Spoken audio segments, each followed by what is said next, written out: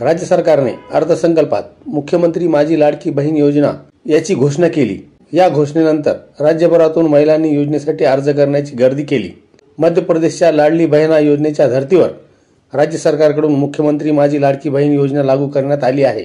त्यानंतर आता असंघटित क्षेत्रातील मोलकरणीसाठी देखील शिंदे सरकार लवकरच एक गृहोपयोगी साहित्य वाटपासंदर्भातील योजनेवर काम करत आहे। याबाबत माहिती अशी की राज्यात तब्बल 10 ते 12 लाख घरगुती कामगार मोलकरणीची संख्या असल्याची माहिती सरकारच्या वतीने जाहीर करण्यात आली आहे। राज्य सरकारच्या या योजनेअंतर्गत स्वयंपाकघरातील कुकरसह 21 भांड्यांचा सुमारे 10,000 रुपये किमतीचा संच घरगुती कामगार महिलांना देण्याची तरतूद केली जाणार आहे।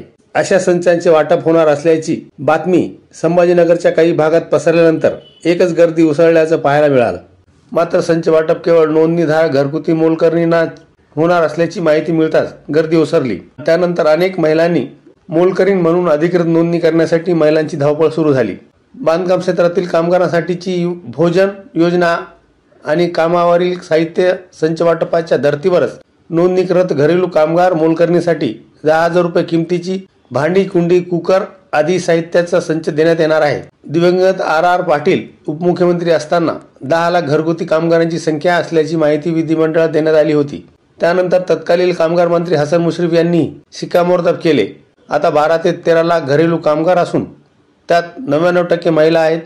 मात्र त्यात नोंदणीकृत किती आहे हा प्रश्न आहे।